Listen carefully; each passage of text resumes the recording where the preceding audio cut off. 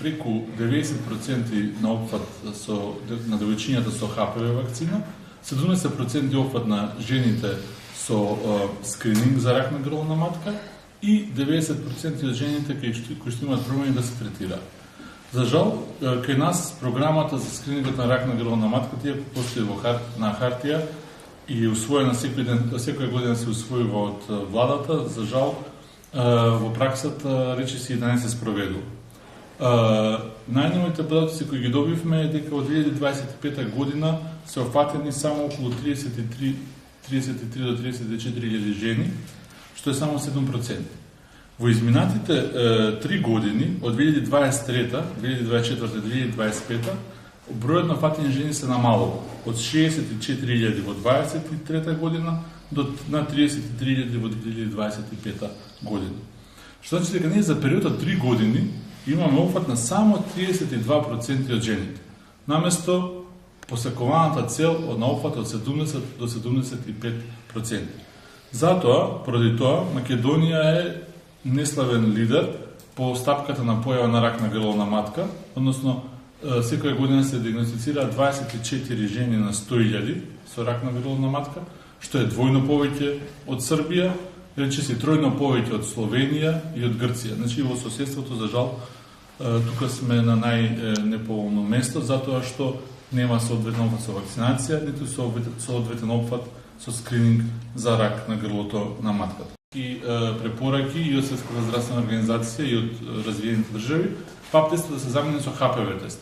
Значи, затоа апелираме преку скрининг програмата ПАП тестот да се замени со ХПВ тест, затоа што е многу попрецизен, многу полесен за зимање и секоја жена практично или секој здравствен работник може да го земе тој тест и е многу поточен од ПАП тестот. Речиси 99% е точноста на ХПВ тестот.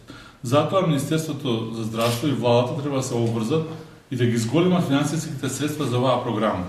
Затоа што преку вложувањето во скринингот не само што ќе се спасат животите на жените, што е најважното секако, ќе се подобри здравјето на жените, но воедно ќе се заштедат и големи средства за комплицираните третмани, бидејќи кај нас најголем дел од жените ракот на грлото на матката се открива во доцна фаза, каде што понатаму се подложни на агресивни третмани, операции, хемотерапија, зрачење, од кои што не само што страдаат жените, а воедно државата троши и поголеми средства. Затоа е многу поисплатно да се вложи во скринингот и во вакцинацијата, но за тоа се потребни и кампањи за едукација и информација на девојките и на жените за користа и од ХПВ вакцината и за потребата од правење на редовен ХПВ тест на секои 3 до 5 години со цел на време да се откријат промените на ракот на грлото на матката, иако е задолжително според законот за заштита од заразни заболувања. За жал, населението кај нас е подложно на многу дезинформации кои што се шират по социјалните медиуми и тие антивакцинални кампањи кои што кажуваат дека ХПВ вакцината е штетна, дека предизвикува различни проблеми кај девојчињата и децата, што воопшто не е точно. Затоа е потребно, како што напоменав, кампања и едукација и на родителите и на девојките колку е важно да се прими ХПВ вакцината. Затоа што ХПВ вакцината е вакцина која што штити не само од вирус, туку која што штити од рак, вакцина која што спречува рак на грло на матка. И да се едуцираат дека нема никакви сериозни штетни последици. Ние имаме навистина во државата донесено најсовремената 9-валентна ХПВ вакцина, која што штити од ХПВ вирусот кој што предизвикува рак. Така да, ако навремено се вакцинира девојчињата на 12 години, како што е според календарот, и момчињата, исто така, многу важно, и тоа треба да се напомене, дека според нашиот закон и препораките, и девојчињата и момчињата треба да се вакцинираат на 12 години. Затоа што, девојките и жените страдаат од ракот на грлото на матката.